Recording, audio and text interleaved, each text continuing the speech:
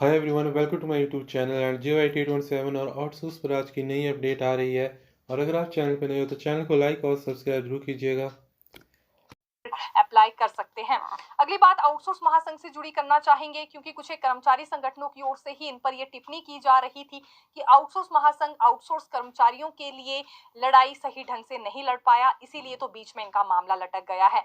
अब महासंघ ने इसी टिप्पणी पर पलटवार करते हुए ये कहा है कि जितने भी मामले आउटसोर्स महासंघ के पास ऐसे पहुंचे निष्कासित होने के, उन्हें तुरंत प्रभाव से रुकवाया गया और दोबारा से सेवाएं बहाल हुई उन आउटसोर्स कर्मियों की जिन्हें एक वक्त के लिए निकाल दिया गया था। लेकिन उसके बावजूद भी इस तरह की टिप्पणियां जो कर्मचारी संगठन कर रहे हैं, उन्होंने उस वक्त तो कुछ नहीं कहा जब आउटसोर्स महासंघ के प्रतिनिधि इस लड़ाई को लड़ रहे थे।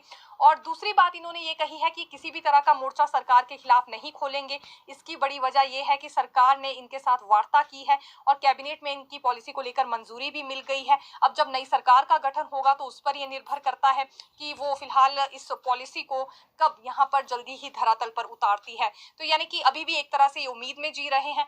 और दूसरी बात, क्योंकि उदाहरण यहाँ पर इन कुछ एक कर्मचारी संगठनों की ओर से एनपीएस संघ का दिया गया था कि ये अपनी लड़ाई काफी महत्वपूर्ण ढंग से लड़ रहे हैं, एक तरह से संघर्ष कर रहे हैं। तो आउटसोर्स महासंघ का इस पर ये कहना है कि जब यहाँ वर्तमान सरकार ने इनकी पॉलिसी को लेकर मंजूरी भी दे दी है और इनकी बात भी अच्छे से सुनी है, तो इन्हें सरकार के खिलाफ मोर्चा खोलने की आवश्यकता नहीं है। एनपीएस संघ इसलिए सड़कों पर उतरा है क्योंकि उनकी मांग को लेकर साफ इनकार यहाँ पर वर्तमान सरकार की ओर से कर दिया गया था।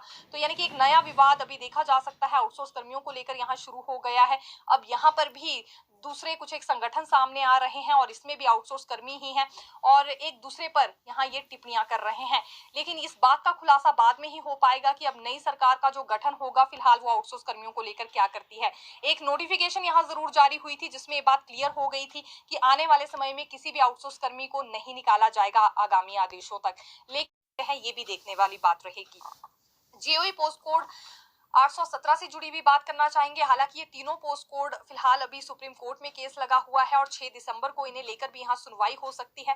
राज्य सरकार की ओर से अभी तक इस मामले में कोई भी रिप्लाई दायर नहीं किया गया है, क्योंकि कार्मिक विभाग की ओर से ये कहा गया है कि कर्मचारी चयन आयोग को ये पहले ही अधिकृत कर दिया गया था कि रिप्लाई उनकी ओर से ही दिया जाएगा, तो उन्हें ही ये जवाब देना होगा। लेकिन अभी हम देख रहे हैं ना तो आयोग की ओर से कोई जवाब दायर हुआ है, ना ही राज्य सरकार की ओर से कोई जवाब इस पर दायर हुआ है।